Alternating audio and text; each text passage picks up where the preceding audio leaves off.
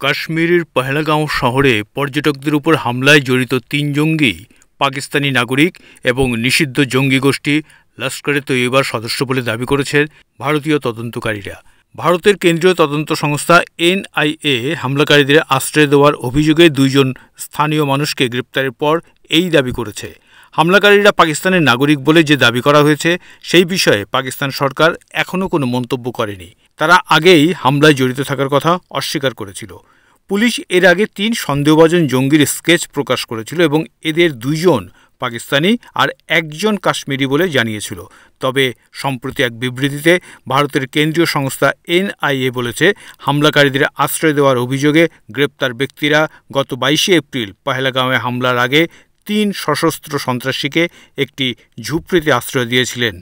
NIA বলছে, গ্রেপ্তার ২ ব্যক্তি জেনে শুনেই ৩ জঙ্গিকে আশ্রয় দিয়েছিল। লস্কর-ই-তৈয়বার সঙ্গে জড়িত কম পরিচিত গোষ্ঠী দ্য রেজিস্ট্যান্স ফ্রন্ট প্রথমে পহেলগাঁওয়ে হামলার দায় স্বীকার করলেও পরে তা প্রত্যাখ্যান করে। কাশ্মীরের ওই হামলায় ২৬ জন নিহত হয়, যাদের বেশিরভাগই পর্যটক। এরপর ভারত পাকিস্তান উত্তেজনা চরমে ওঠে। ২ দেশের মধ্যে পুরোপুরি যুদ্ধে জড়িয়ে পড়ার আশঙ্কা দেখা দেয়। হামলার পর নিরাপত্তা বাহিনী কাশ্মীর জুড়ে তল্লাশি চালায়। হাজারেরও বেশি মানুষকে জিজ্ঞাসাবাদের জন্য আটক করা হয়, তবে হামলাকারীদের কাউকে এখন পর্যন্ত ধরা যায়নি।